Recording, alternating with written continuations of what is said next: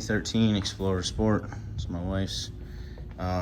Doing the tensioner this time. In my last videos, I did the belt. So you kind of, if you watch that, you know how to take the belt off. You're gonna come in through the fender. I took these off. I don't know if I just didn't remember or what, but really all you need to do is take off this guy, the one up here. They're all in these holes right down here and here, right? So you're gonna pop those out. Mine's had screws in them. They immediately stripped, so I'll just have to get new ones. I bungee mine around to the front, so that's kind of what you end up with. It keeps it out of your way. You're getting to your tensioner, which is right there. You can pretty much see the bolts you need to get to. It's not great. It's not optimal. The 3.5 twin turbo has a ton of crap in the way. As you can see, it's nowhere near as clean and open as the naturally aspirated, the 3.5 with no turbos.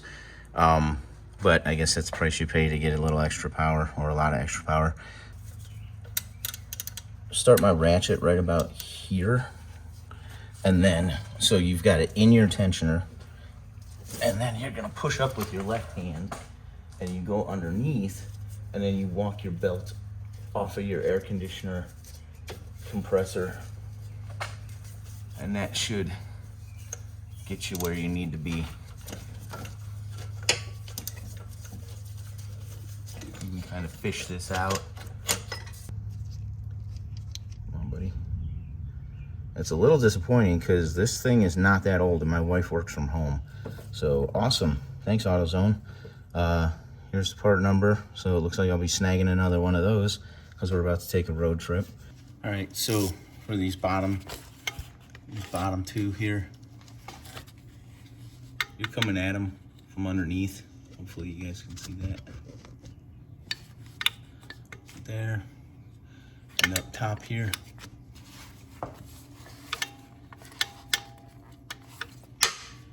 Those are gonna be your easiest ones to get to start with.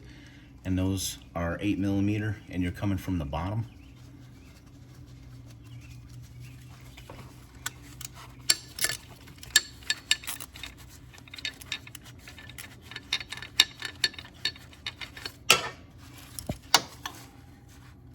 I'm sure my hand is in the way, but put a ratchet with an 8mm on there and get up there and take that shit off.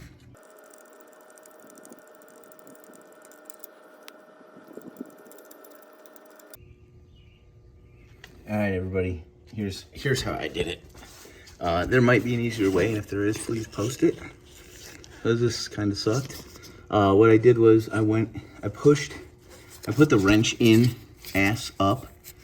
So what I mean by that is, if that's the head of your wrench, this is the ass of it, and you start it, you feed it up there like that, and with just my left hand, I was able to get it all the way up, and then feel around until I got it on there, on the bolt.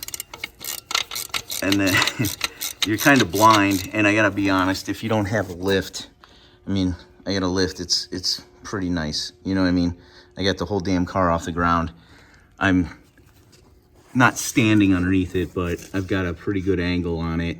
But if you're doing this on your driveway, it's probably gonna be a pain in the ass, because you're trying to go in between your motor mount and everything else. And if the thing's hot, like this one's kind of hot right now, it's not fun. But I would say probably, you know, maybe you're smaller than me too. Like, I'm not a tiny dude. I'm a husky fella. But I can still get my fat ass hands in there. And once you loosen it, it swivels a little bit, which is nice. So then it gives you a little more room. But basically all I'm doing is taking it off with like 2 fingers and shit. So there you go, man. I don't know if there's a secret. I know the naturally aspirated, the non-turbo 3.5, you can like literally go right in from the top on these things, and it looks just so much easier.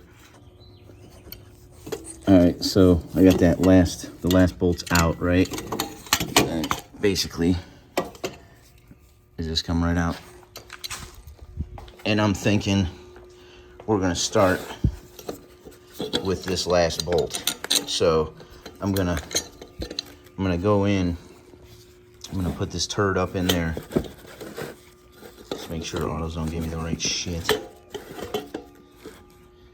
Yep, looks pretty correct. Made in Canada? Well, hell yeah. Made in, who the fuck knows? Okay, so here's what I ended up doing.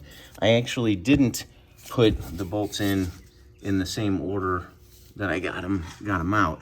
What I ended up doing here was starting with an easy one to get the tensioner back in place. So I started with this guy here, and then I went back up here, and I kept them in fairly loose, and then I tightened them a little bit until I felt all the way up here that the hole was lined up, and then I put the bolt in my 2 fingers, and I walked it up here, and then what I'm doing now is I'm basically just turning this in with 2 fingers the whole way.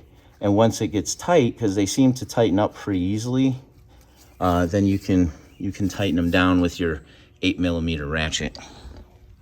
But I'm gonna wait until I get the very top furthest front one tightened in by hand, which is what you should probably do too. And I don't know the torque specs on these, but I would say it feels like they bottom out. And it didn't look like there was any factory Loctite on them. Yeah, see and it's just going into aluminum, so I really wouldn't crank on it too much, and they weren't very difficult to get off.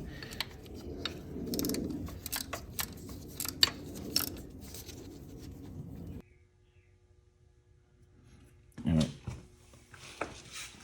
So this is how I put the belt on. I feed it up through here. I'm going to run it around the alternator, bring it back outside of the air conditioner compressor, and then start it on the crank pulley. And then after I do that, it should be around the tensioner. Kind of get it set in there for right now. It's a little bit smaller.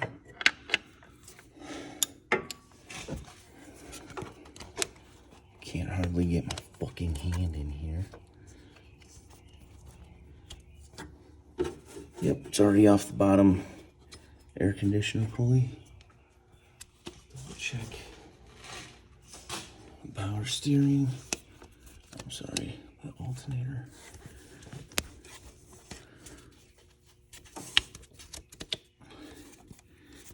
Good, it's not on the tensioner now.